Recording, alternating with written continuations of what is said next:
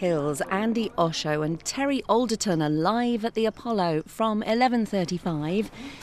But we're bang into fifth round action in the FA Cup now on BBC One. Match of the day with Gabby Logan.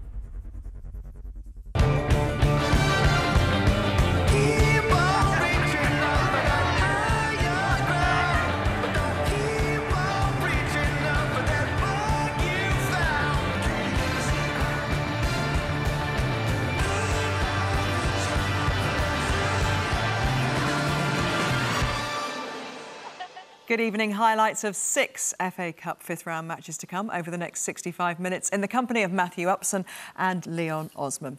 First up, it's an all-Premier League tie. The 12 times FA Cup winners Manchester United travel to Huddersfield Town. The last time Jose Mourinho's side went to the John Smiths, they were beaten 2-1. Your commentator for this one, Steve Bauer. Whatever happens in Huddersfield's domestic season, they will always recall their first win over Manchester United for 65 years here in October. Jose Mourinho has warned his players they cannot be caught by surprise as they look to remain on course for a 20th FA Cup final appearance. Huddersfield, who were last in the quarter-finals 46 years ago, make 4 changes. In come Congolo, Billing, Williams and Quana. Top scorer Mounier has 3 goals in his last 4 games. Alex Pritchard is cup-tied. After all the pre-match Paul Pogba talk, the Frenchman is ill. His absence is one of 6 Jose Mourinho changes. Michael Carrick gets only his 2nd start since September, and Mata, Shaw, Lindelof, McTominay and Romero will come in a team that still contains both Sanchez and Lukaku. So the 3rd meeting of the season between Manchester United and Huddersfield, 1 win apiece. There is the possibility there will be a 4th, of course, if this is a draw.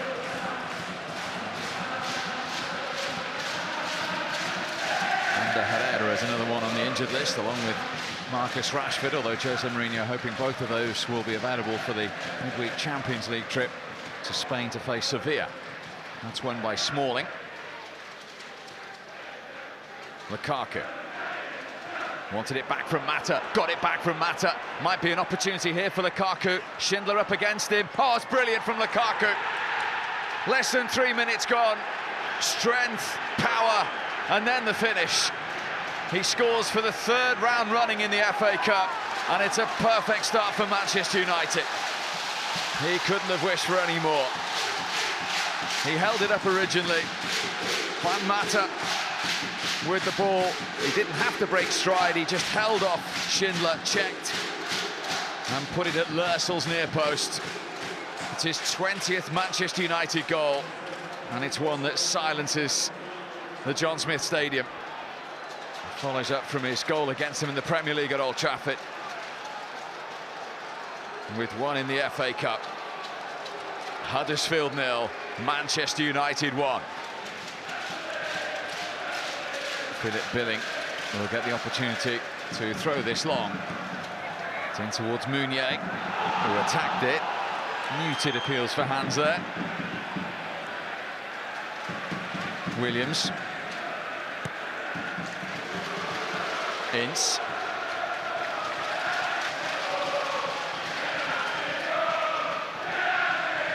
Van La Parra. Blocked by Young. That's useful. There's no flag.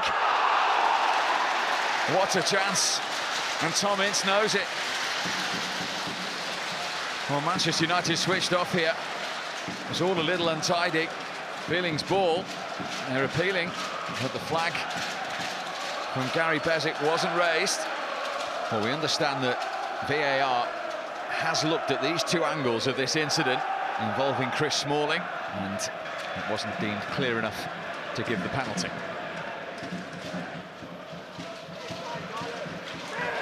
And again, Huddersfield getting space down their right-hand side, trying to bend it into Ince, who almost made something of it. Well, the Swiss international knew exactly what he was doing. And Thomas Ince was a fraction away from making that a perfect delivery. Really good response from the home team after that early goal. Final minute of the first half.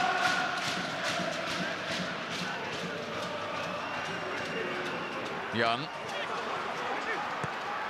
Mata, he's onside, and he's made it 2-0. In the final few seconds of the first half, the two times FA Cup winner makes it 2 for Manchester United. Well, they've hardly been in the Huddersfield penalty area. He's onside, he's level, but both times Manchester United have profited with clinical finishes. Awareness from Young, had a look there, rolled it into the path of Mata, who coolly went round Lursel and put it in the back of the net. His 4th goal of the season. And Kevin Friend, he's just waiting for VAR confirmation, as is the rest of the John Smith Stadium. It will be the offside decision, surely. The conversation continues, as does the tension. Neil Swarbrick, the VAR referee, back at Stockley Park, analysing this, and whether Matthew Wilkes, the referee's assistant, got it right. And Neil Swarbrick says he didn't. And Mata's goal will not count. Well, these are the pictures that VAR watched to make their decision. They're not particularly scientific, are they? Or indeed conclusive. Not a straight line amongst them. He was told he was leaning offside, and he ruled the goal out. And that was a big call, because a second Manchester United goal right on the stroke of half-time. It's a potential pivotal one in the cup tie. Sanchez has now been caught. The added time has been extended, and it's a Manchester United free kick. That was Huddersfield. This is likely to be the last act of the first half. That's aimed towards Matic, and this time the flag has gone up, and that one certainly won't count. And cue the ironic cheers from the majority of the John Smith Stadium. Manchester United again with every player back inside their own half. Huddersfield on loan from Ingolstadt. Ince. Quana. Huddersfield's pull back. Good work from McTominay, cleared only as far as Williams. Was he caught by Sanchez? He was. It's another Huddersfield free kick.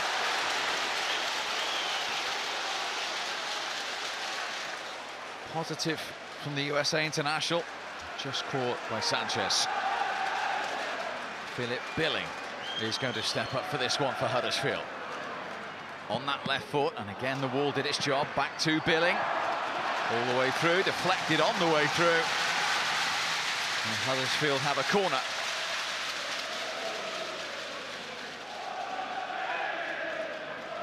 Found the power with it. Clear from Smalling, only as far as Billing. Manchester United try and counter. Sanchez, what a fabulous ball. Lukaku right the way through here. Can he get the shot in? Oh, he can. Devastating break. 10 minutes into the second half, Lukaku has his, and Manchester United second. Assisted by Alexis Sanchez. All from their own penalty area. Look at the awareness of Sanchez here. One touch, and the second one is in his stride. And he still had plenty to do. But it was a calm and collected finish from Romelu Lukaku. 11 goals in 13 games in his FA Cup career now. And that one could be extremely pivotal in this tie.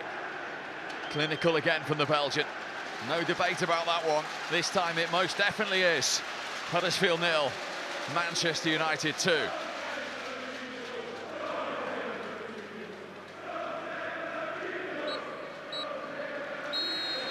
Manchester United safely through to the quarter-finals in the end. 2 goals from Romelu Lukaku, the difference for Jose Mourinho's team. It won't just be the initials of FA Cup up for discussion. Those 3 letters of VAR will be as well. Huddersfield 0, Manchester United 2. If the decision is right, I'm super happy with that, even if the decision go against me. Was it, do you think, today? Was it right? I don't know. I just heard a few comments. What I'm saying is that if the decision goes against my team, but is the right decision, I'm very happy with that, because what I want is the truth, and sometimes goes against my team, sometimes will go in my team's favor. But I heard some comments that maybe the one that was right was Matt, the linesman, and not the studio. No, I said this to Jose immediately when the referee made his decision. However this decision now will be, I don't like it. Yes, the decision was in our favor, and we stayed in the game because we were not 2-0 down, only 1-0 down short before halftime. But this video assistant referee, from my point of view, maybe I'm too traditional, but this killed the emotion of the game in these situations, and this is why I don't like it.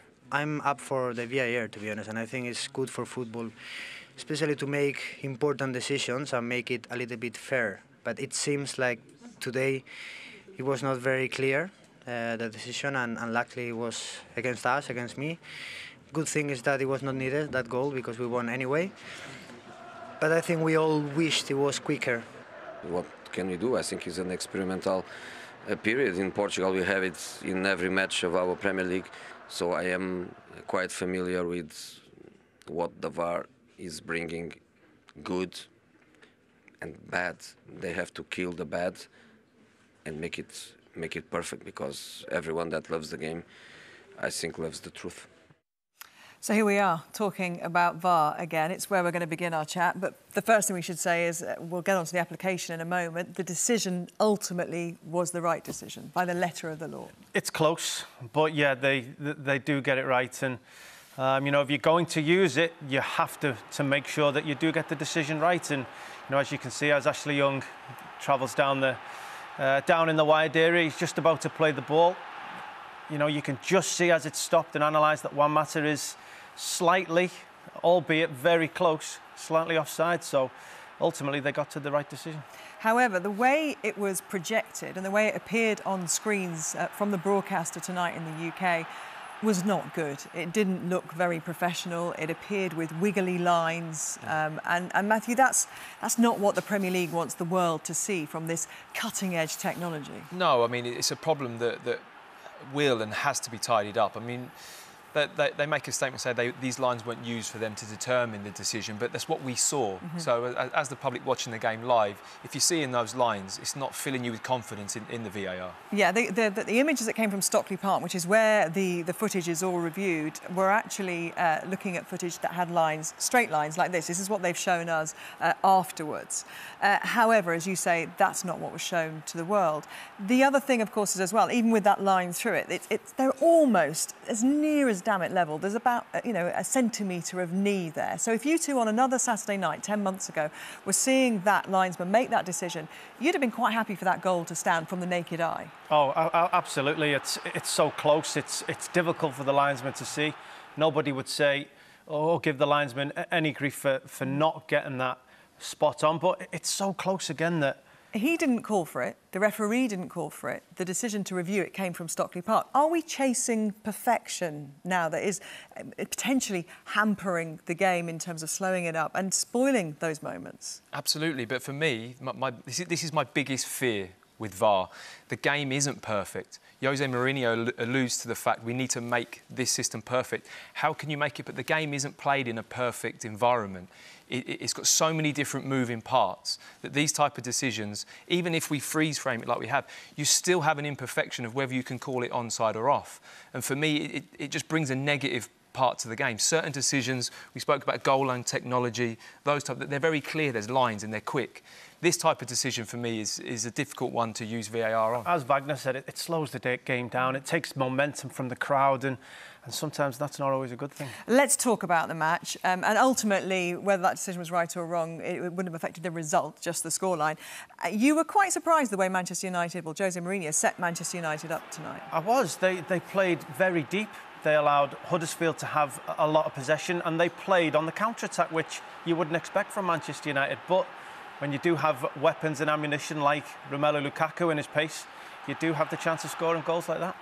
Yeah, it was almost as if United wanted to draw Huddersfield out to get the space in behind. And Jurgensen just goes tight there on Lukaku, which is fine. Schindler's aware of the space.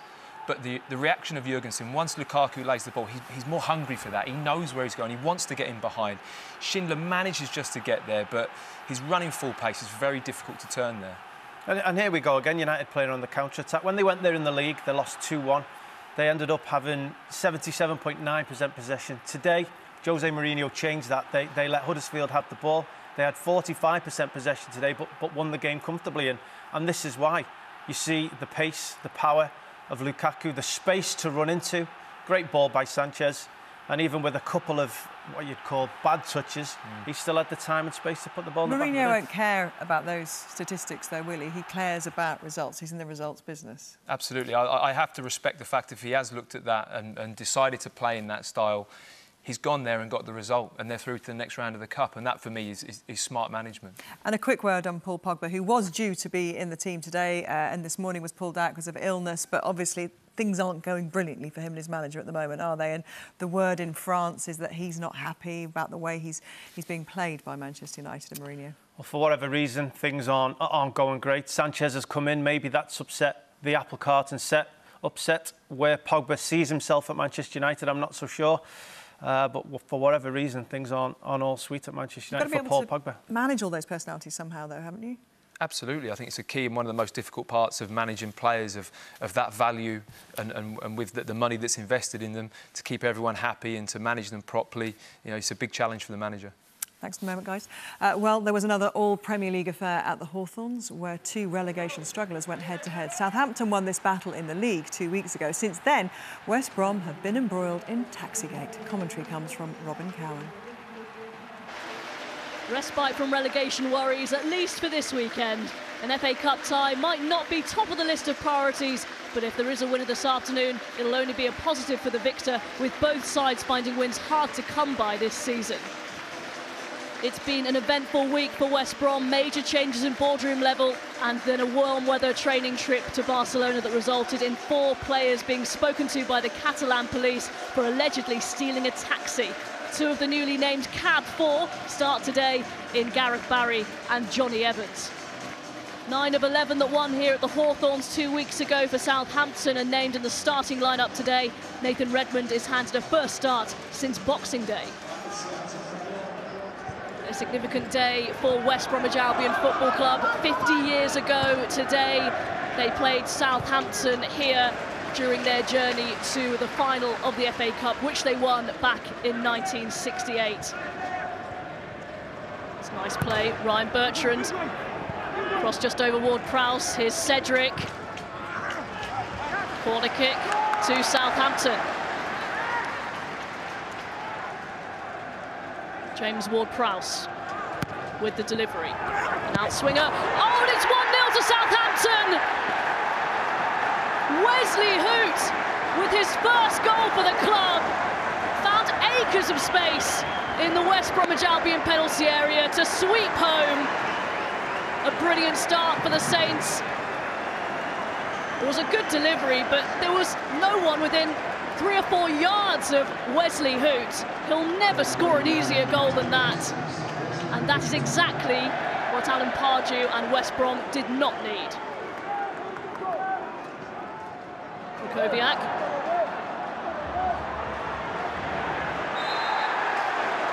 Free kick to West Brom, fouled by Mario Lemina. Didn't really have anywhere to go, bit of a silly challenge by Lemina.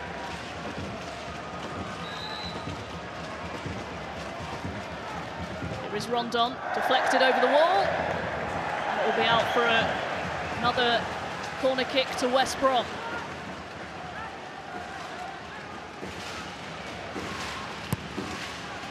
It's a good delivery again towards the back post, and a couple of Baggies players throwing themselves at it. Back in. It's a dangerous delivery and over the top. Dawson with the late run. That was a chance. Well, I wonder what's going through his mind at this very moment. Been a tough week for Alan Pardew. Højbjerg. Nice ball, here's Cedric. Stands it up. Safety first from Matt Phillips. James Ward-Prowse. Over the dead ball once again. And it's gone through everyone. Is it a second? What a mess from West Brom. Wesley Hoot got his first goal for the club. Højbjerg will feel like he should have done the same here.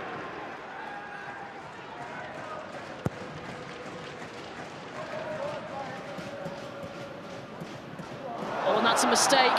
And here comes Jay Rodriguez. Did take a deflection. It will be a corner to West Brom, but they were nearly gifted an equaliser. And Hoot, the goal scorer, nearly let in Rodriguez.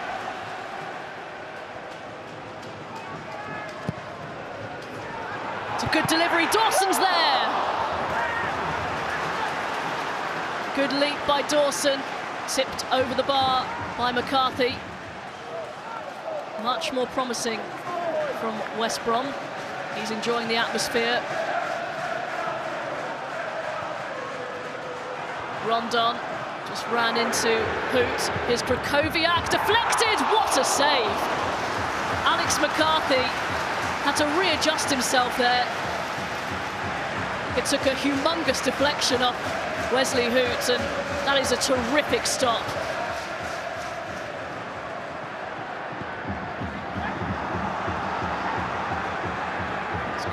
Corrijo, hits Dusan Tadic.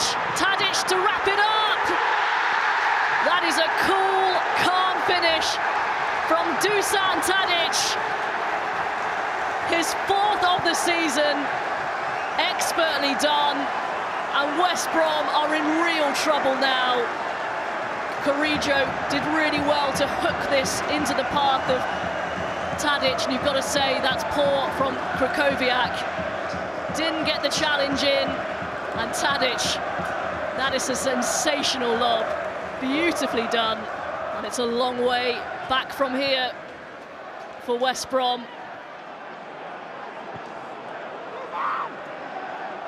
It's been a fairly tight game, really, but Southampton have taken the few chances that have fallen their way. Rondon! Tremendous goal by Solomon Rondon to get West Brom back into this FA Cup tie. That was probably the hardest chance that they've created, and he's taken it. A pinpoint perfect ball. Rondon taking it first time. Powerful and on target. McCarthy, no chance. That is fantastic. West Brom 1, Southampton 2. And we have a cup tie on our hands. Tadic goes over under the challenge. The referee waves play on. Here's Rodriguez.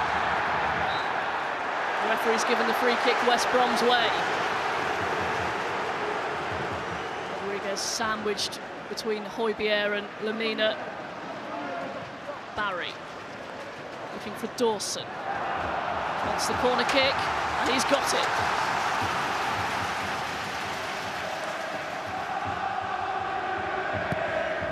McLean with the delivery.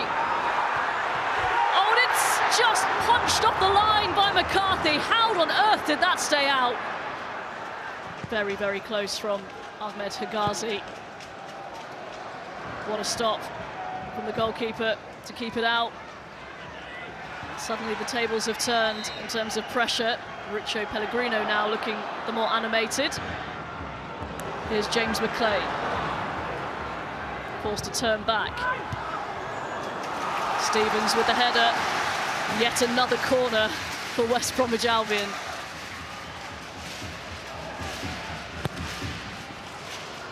It's a deep corner. Higazi.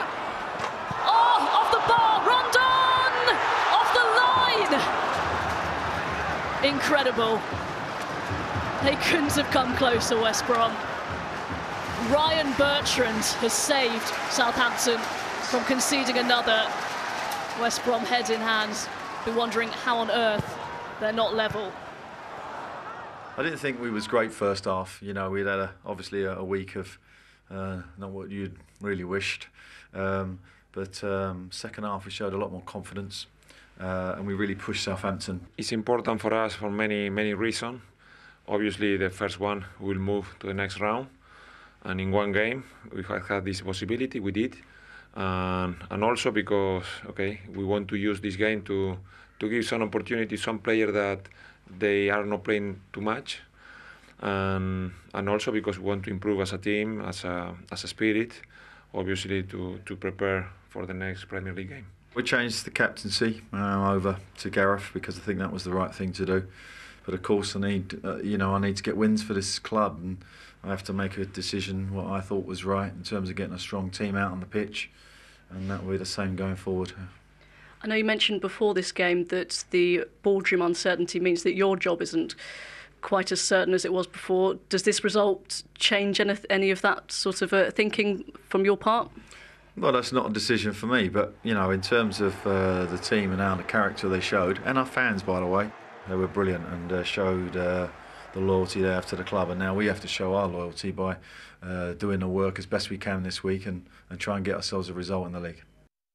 We'll get on in a moment to what's gone on in the week with them and what the ramifications might be for Alan Pardew himself.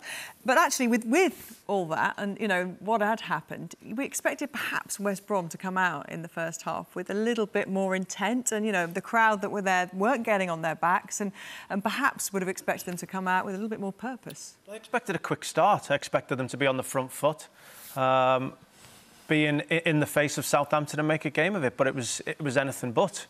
Southampton started much better. West Brom was sloppy. Things we expect them to be good at, defending set pieces. Dawson's marking Carrillo. Macaulay's marking Holt. Man to man. And all you have to do is stay with your man. A little bit of clever movement from Southampton, from Carrillo. Catches both West Brom defenders going for the same man. And Hoot has an easy tap in. You'll not score an easier goal for a centre-half attacking a set piece. And then we moved on into the second half. West Brom tried to start quickly, but, still sloppy. They committed too many men forward. Southampton counter-attack. Macaulay, finding his team out of position, has to go and win that first one. Higazi's over. If he's over, he has to win that second one. And Krakowiak has to do something to stop Tadic scoring that goal. He has to defend better than that. But from a Southampton point of view, the passes from Redmond and Carrillo and the finish from Tadic was absolutely fantastic. They don't look like a team in the bottom three, Southampton, do they, the way they played today? Or they didn't play like they're in the bottom three? Not on today's form. Today, they started the game fantastically well. As I said, they did everything I expected West Brom to do. They were on the front foot. They made a game of it. They were really confident, maybe because they went there a few weeks back and won the game. But you saw the way they went about. The second half that you mentioned there, they did start brighter and better, and there was more positive play coming from West Brom and a beautiful goal ultimately. There was. They were on the front foot. They started with a quicker tempo. They were chasing things down. They were having efforts on goal. Krakowiak here with an effort. OK, it takes a deflection, but the crowd started to get involved. Here, fantastic work back from McLean, winning the ball back. Krakowiak, unbelievably good ball. And Rondon, I don't think he'll score a better goal in his career, and suddenly they're back in the game, the crowd are involved, and West Brom are on the front foot, and they had chance after chance after that. really did make a game of it, efforts to get back into the game. Higazi has a chance here, great save from Southampton goalkeeper. Another opportunity. Higazi with an effort off the bar. Rondon. Great block by Bertrand. And, you know, it was just too little too late from West Brom today. But from a Southampton point of view, 2 fantastic goals. Real determination not to concede and to go through in the FA Cup. And it has been a competition that seems to have spurred them on through the rounds because they haven't obviously been doing too well in the league. Things haven't been going well for Alan Pardew. And this week they got worse. And, of course, the back pages are alluding to the fact that he may now be on borrowed time after this week's antics. Were you surprised at the timing of a midweek warm weather training break for West Brom? I think the timing was difficult, just based on that they had a Monday evening game.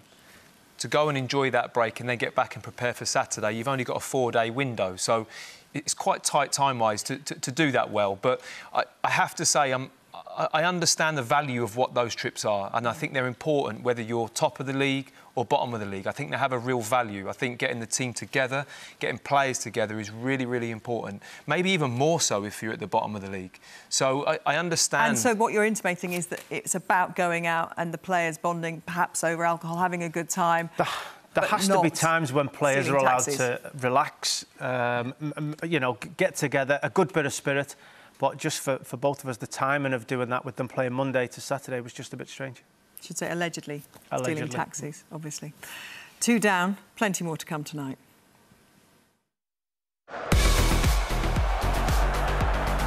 March balls it back, Baldock up the woodwork. Oh, and it must be Van der Horn, what a save! What a save from Schmeichel! Well, hit it off against the post.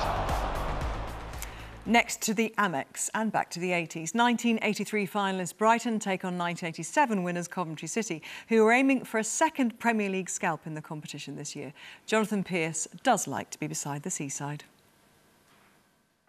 Enjoying the south coast, early spring sunshine, 4,500 Coventry fans recalling the epic final 31 years ago. Dream of creating more history here. Having beaten Stoke in round 3, the lowest club left in the competition looked to become the first team ever from the 4th tier or below to knock out 2 top-flight sides in the same run since the old 4th division was created. Record signing Dutchman Jurgen Locadia makes his Brighton debut. He netted a hat-trick on his PSV Eindhoven debut. And Leo Ochoa starts for the first time since rejoining the club on loan from Leicester. Only March and Stevens started last weekend at Stoke in the league. Mark Robbins, that Manchester United Cup saviour of Sir Alex Ferguson, is missing the experienced Michael Doyle injured. But Jack Grimmer, who scored against Stoke, is fit again. 4 changes in all from midweek defeat at Colchester. Their 3rd in a row. 18-year-old Tom Bayliss scored that night. He's one to watch for the future. Johnson Clark-Harris on loan from Rotherham gets his first start. One of 8 players aged 24 or younger in that side.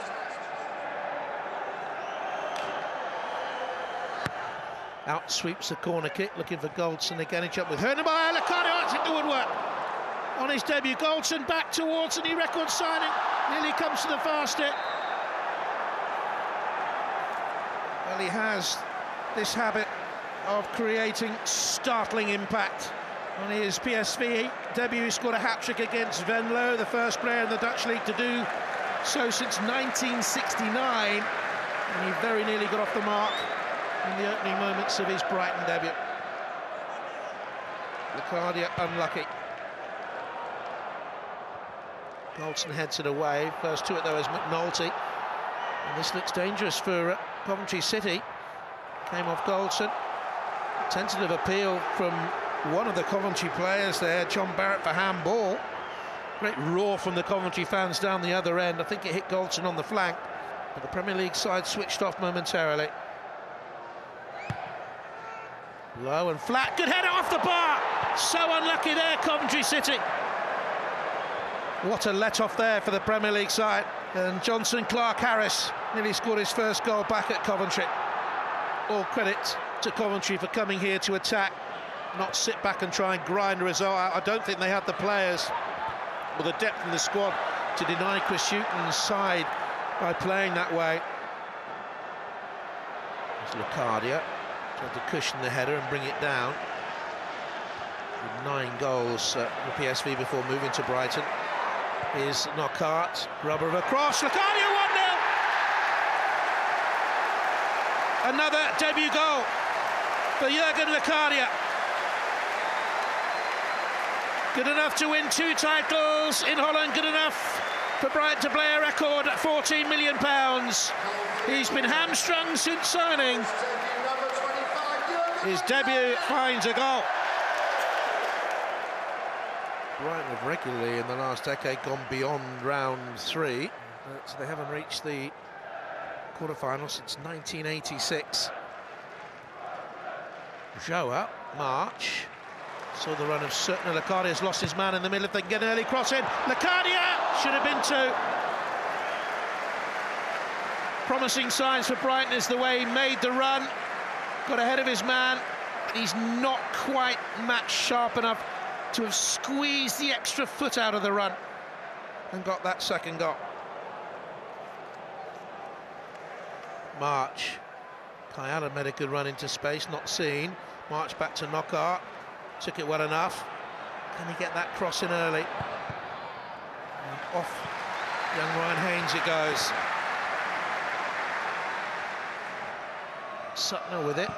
Bolton trying to shrug off his marker. It's aimed at him again. And he scores! 2-0, Brighton's lead. Exactly a year ago since a routine health check found a heart problem needing major surgery. That is a very special moment for the player, for the club, and the whole community in this area.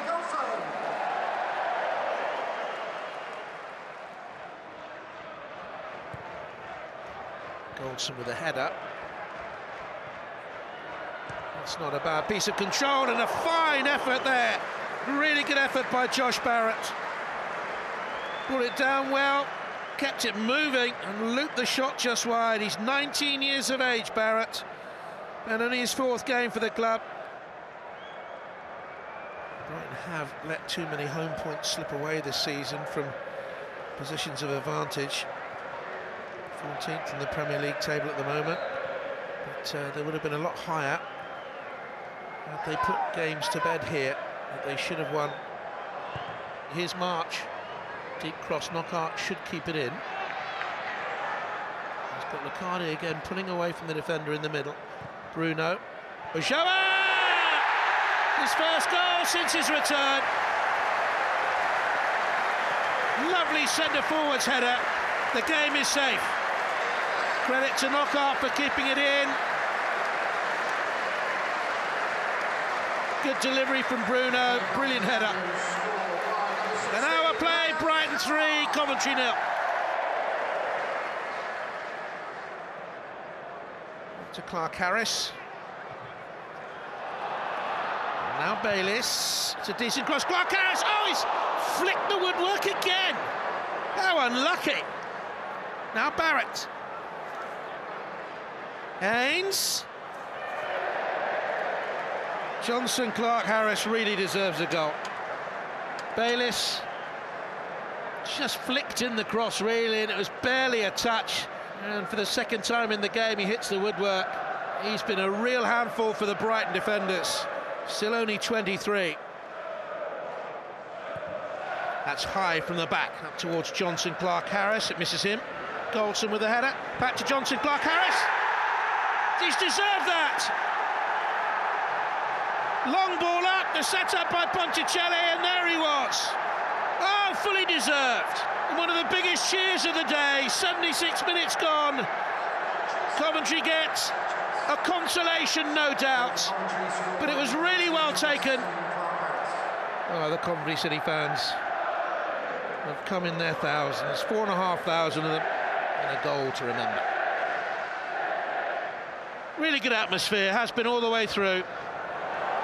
Brighton could get another here. March balls it back. Baldock off the woodwork. Extraordinary. Both sides have hit the woodwork twice.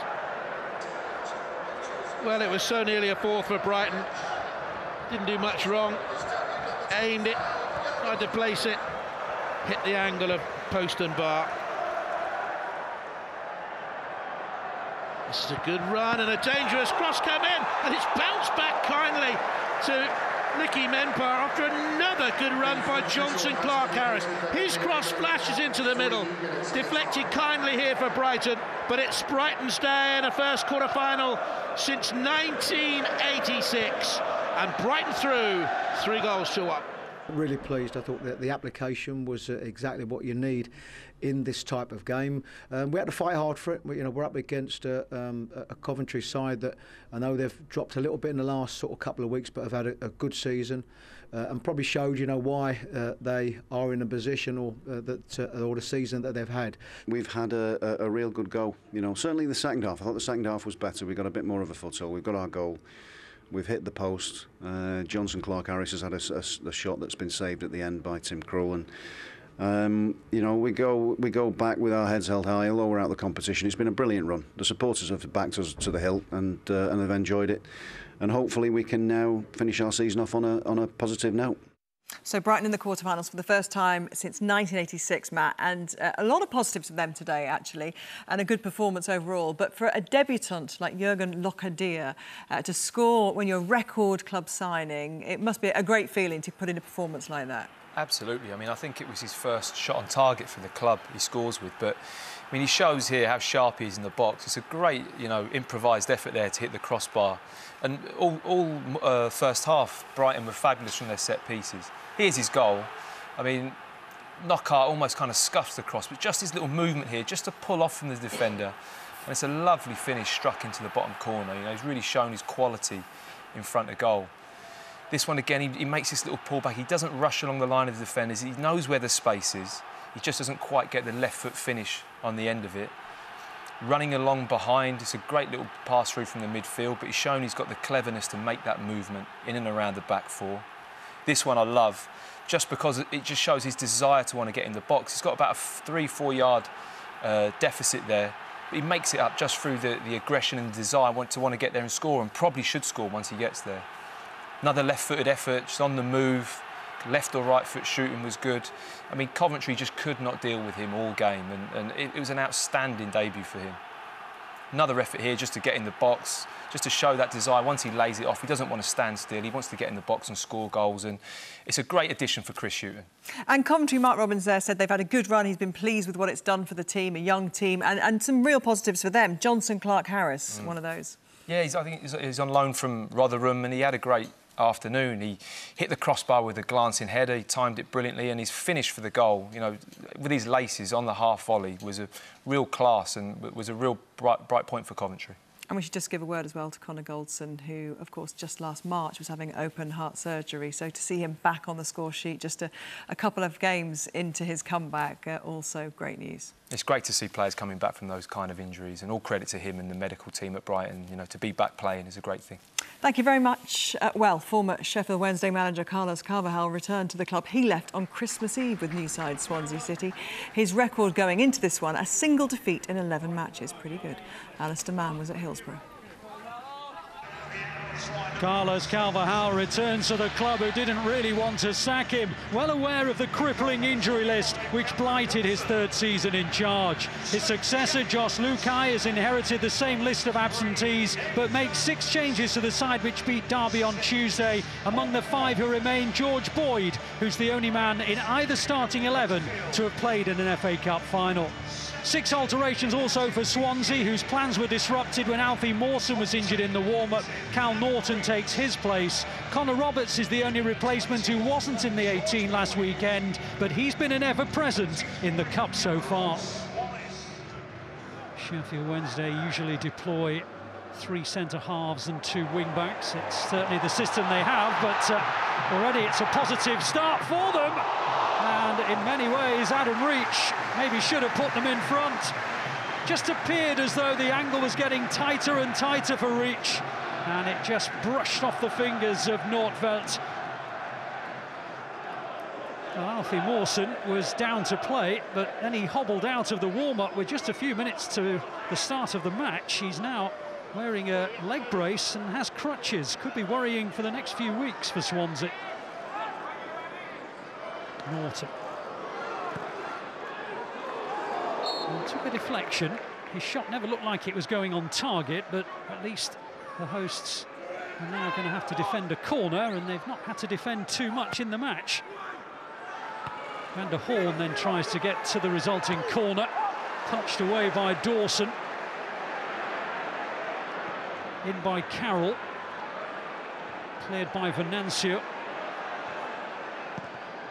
Back in towards Abraham.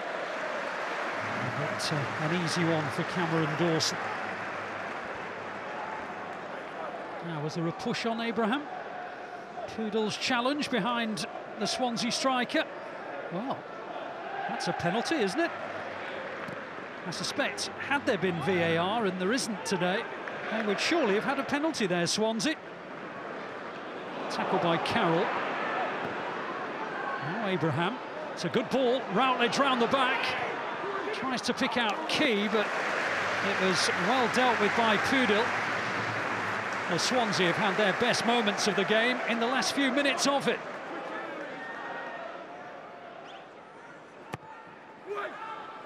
His delivery from the corner is cleared by Nui. Norton. Oh, and it must be Van der Horn. What a save! That is outstanding goalkeeping by Cameron Dawson. Well, Van der Horn should have put Swansea in front, but Cameron Dawson, who's had nothing to do, has made a stunning reaction save. That is a brilliant piece of goalkeeping. Abraham. Good ball. Singh tries to get to it. No penalty. Challenged by Fox. And the assistant on the far side, Stuart Burt, was unmoved. Now Singh going for it. I think it would have been in the category of soft. Well, in his first 2 seasons in charge, Carlos Carvalhal took Sheffield Wednesday to the playoffs. Indeed, they got to the playoff final in one of those years, lost 1-0 to Hull City. His 3rd season, beset by injuries, was not in keeping with what had gone before. Now, that challenge from Van der Horn is one which the referee is going to take great exception to. It was over the top of the ball. Van der Horn is relieved that it's not the colour of his shirt. And when you're over the top of the ball like that, there was a chance that you might get red carded for it. Norton. Carroll. Dyer. Ayew. Dyer. Ayew again. It's good football from Swansea. And arguably the best move that they have constructed all game. Dyer and Ayew, the 2 substitutes for Swansea, combining sweetly. But Ayew couldn't quite get the shot out from underneath his right boot. Venancio. Pelupesi. Hunt. Nuiu. Pelupesi. Nuiu, lovely from him. Still going, Nuiu. And he brings the save out of Norfelt. Well, he's such a popular player among the Wednesday supporters. He's a pretty personable bloke off the field as well. And on the field, he's been probably Sheffield Wednesday's most likely to score today. Norton. Just got caught from behind Norton as he tried to escape Wallace's attentions.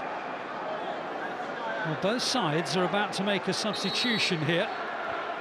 Klukas is replacing Olsen, just in time for this Swansea free kick, which Bartley will get to. Oh, goodness, what a chance that was. Oh, he knows it.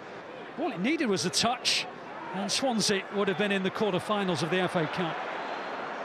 A crowd of around 20,000 in Hillsborough, most of whom would just love the prospect of an FA Cup quarter-final. As Nuiu lays it off to Zhao, and back to Nuiu again, and now Reach, what a chance right at the end, and Zhao gets to it, but he's offside! Whoa, what an opportunity for Sheffield Wednesday to take their place in the quarter-finals of the FA Cup. for the first time since 1997. They had a chance early in the first half. They've now had one late in the second. Reach involved in both, but his pass just catching Zhao offside. Zhao couldn't bundle it in anyway, but even if he had have done, it would still not have counted, and we're surely heading to the Liberty for a replay. First, let me say thank you to the way that the fans receive me, the staff, the managers, the players. Is the beauty of the football. Is the nice part of the football. Is the football that I dream all the time. Is these kind of things. I'm very proud of my team. They give every day and every game try to 100%, and it enjoy me what I see, and I think also our fans. So yeah, we must try to come in the next round. Nothing more. Is a score that nobody wants. So the repeat game is something that we don't want, we don't wish, and also I believe that Sheffield Wednesday the same, because we are involved in competitions with in a very hard competition, and this game is one extra game. That was not a classic, was it? It wasn't a great 90 minutes of football, but referee Paul Tierney might be a little bit disappointed with his decision on two incidents which should have been penalties. I would think so. I mean, for me here, Swansea deserve a clear penalty. Poodle's just locked into Abraham in the box. It's pretty standard. Abraham's in front of the goalkeeper. He wants to be a nuisance, which he is. And then Poodle just shoves him straight in the back. He's not made any attempt to play the ball. The only thing I can think of is that the referee just gets a little bit confused with the goalkeeper, that he's in and around it and thinks that he might have nudged him. But for me, look at the shove there that Poodle makes. It's just a clear penalty and something that he missed. He gets one on the nose from Dawson in the process, doesn't he? Yeah.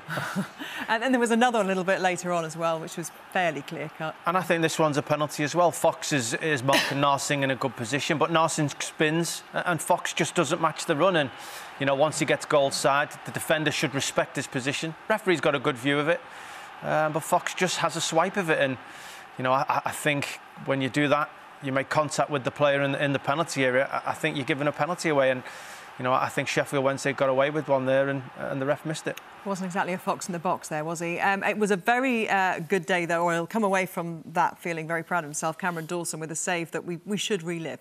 Yeah, there wasn't much to talk about in this game, but I think we have to talk about this save. It was special. It's a great little ball from Norton here. He just clips it in there.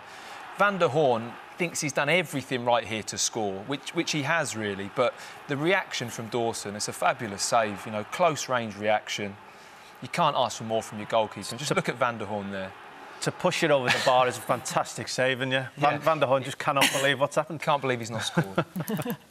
OK, coming up this weekend, live Sunday afternoon football for you on BBC One tomorrow as Rochdale take on Tottenham. It's a repeat of the 2013 FA Cup final on Monday evening as Wigan host Manchester City. Barcelona go to Chelsea in the Champions League on 5 Live on Tuesday night. And you've not got long to sign up for this year's People's Cup. Real Sociedad versus Chewbacca the Net. Borussia Teeth versus Cameroon Diaz. Bayern Munich versus about to get messy. The FA People's Cup is the nation's most inclusive five-a-side competition and is open to all shapes and shirt sizes. To register your team, visit the Get Inspired website. Sign-up closes midnight on Sunday, so get your entries in. There were 2 matches under the Friday night lights, and we kick off at the King Power.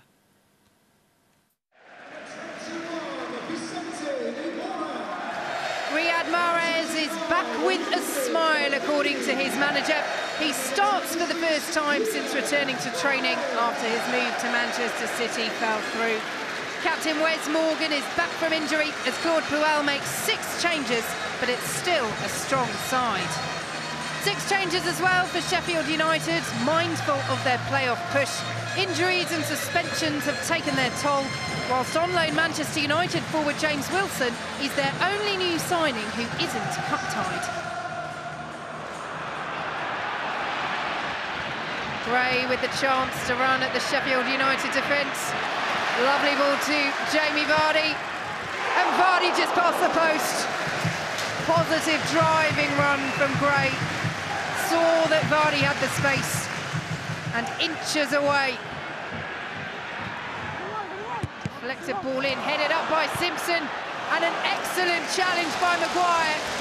Prevents Stevens from giving the Championship side the lead. A goal-saving block against his boyhood club.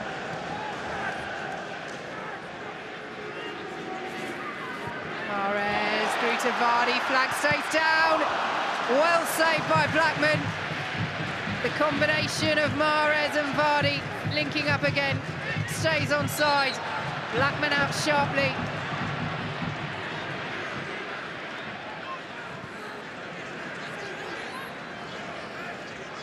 Mahrez. Simpson. He needs him instead. Opts for Vardy. And Jamie Vardy puts Leicester City ahead against Sheffield United. And in the end, it's that old combination. Riyad Mahrez onto the head of Jamie Vardy. And that is an excellent header. Back across goal and over Blackman. They have shown flashes of what they can do in attack, Sheffield United. And it's in, and what a save from Schmeichel. Sheffield United carving Leicester open at the back. Kasper Schmeichel making his first FA Cup appearance of the season, proving his worth to Leicester City.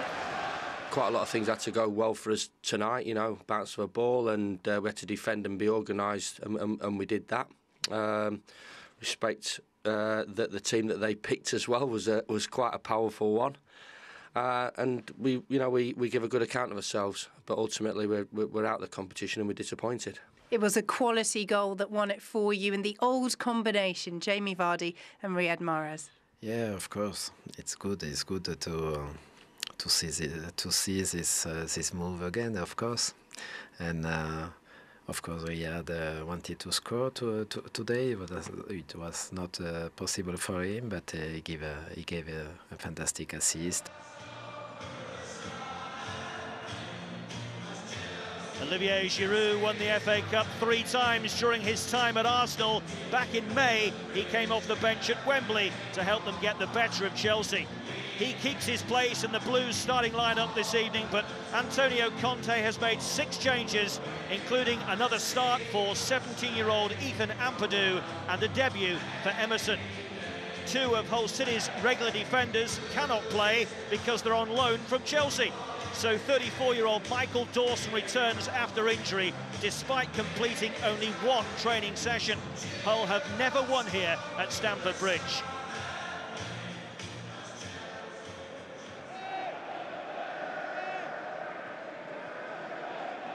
Hull City's victory against Forest on Saturday, their first in 2018 in the Championship, as Willian gets the shot away. Oh, what a shot, and what a start for Chelsea.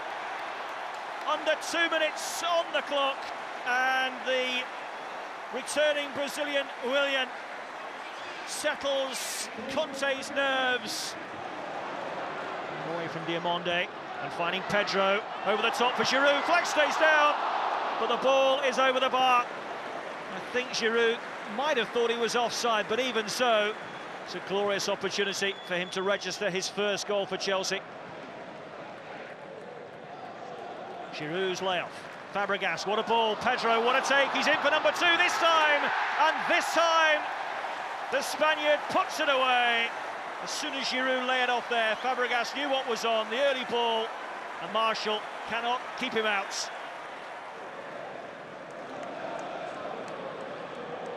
And Giroud is too strong for Stewart. Collected by Willian. Takes it on early, and why not when you can finish like that? Quite brilliant from Willian.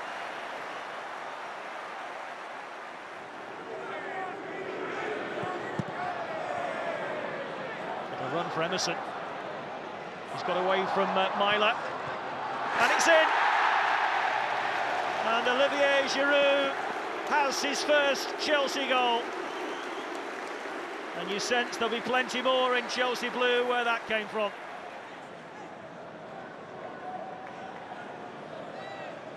Devandro has done well, and he's picked out Wilson. Wilson brought down by Fabregas, penalty. Silly challenge by Fabregas, really, just left out a leg. And it's going to be David Myler the only survivor from Hull City's appearance in the final of 4 years ago, to step up with this penalty. But he's denied by Caballero. The penalty saver extraordinaire kept out the shootout kick against Nelson Oliveira against Norwich in the third round replay here, and guessed correctly, and it's a good strong parry away, and there's still nothing for Hull City to celebrate. Dawson tries to get the near post touch. Drinkwater carefully brings it away, and the early ball out from Scott will release Chelsea. It's 3 against 1 here. Willian waits in the centre on for a hat-trick. Zappacosta, Willian here for the hat-trick. Took too long. Still a chance for Chelsea though. Zappacosta. Oh, good save by Marshall. Well, Zappacosta was so unselfish there. He could have taken on the initial shot, but knew that Willian was in for his hat-trick.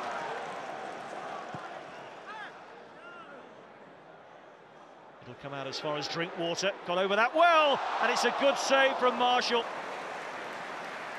And it's an awkward bounce for Drinkwater, but he kept it down. Hudson-Odoi, Willian, may as well hit it. Oh, against the post. Well, he was inches away there from registering his first ever hat-trick for Chelsea. The tie long since decided. Not quite the gloss that Willian was looking for.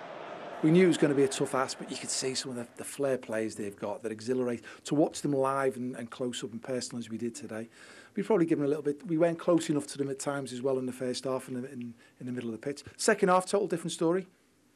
Keeper's made a good save from David Myler. Disappointed we've not actually gone and scored some goals in the second half, but good character shown from the players. On Monday, we won an important game in the league after 2 bad defeats. Today we won an important game in FA Cup, and now we have another important game in Champions League. I repeat, we'll try to do our best, and then at the end of the game, we'll see what happens. As David Myler prepared to take the penalty, you just had a quick word with him. Can you tell us what you said? Because it was effective. I said to him, "You're gonna miss." He said, "No, you're crazy." I say, "Yeah." I say to him, don't kick in the middle, because Willie don't move, he stay. I say, "Yeah." I say, "Yes." And then when he miss, he come. I say, "I told you." Great performance by Chelsea, and that man in particular, Willian, you want to focus on his performance. Yeah, fantastic performance. He doesn't always get the credit he deserves playing alongside Eden Hazard, but he had a real chance to shine, and he took it only a few minutes into the game. Picks the ball up, dangerous position, shows a good bit of skill, and you know what a fantastic finish with his left foot. And here he is again with finishing with his right foot. He picks the ball up, finds himself in a bit of space, and you know what's fantastic, he doesn't seem to shoot. He passes the ball into the corners with pace, and it's fantastic. I think his pace is a key asset. I mean, look at his pace here. It's almost like he's got a little afterburner going on. He just hits it, and the speed that he has, and like Leon said, for a defender, it's an absolute nightmare, isn't it? He faces you up. He can go left foot or right foot. You know, to play against that is so difficult. He's going to need to be on form against Barcelona. Well, he won't be the only one. I think there's a number of players that need to be on form for Chelsea in that game, but it's a fantastic game for them coming up. OK, thanks, guys. In random news, the FA Cup quarter-final draw has been made before 2 ties have even been played. This is how it looks. The winners of the replay between Sheffield Wednesday and Swansea will host either Rochdale or Tottenham. Manchester United will entertain Brighton in a repeat of the '83 final. Leicester play last year's beaten finalist Chelsea, whilst Wigan or Man City will take on Southampton. Well, not everyone's a fan, but it's far from over yet. It is for us, though. Good night from me and from these two. Getting taxis home tonight, boys? I think that's a no. Good night.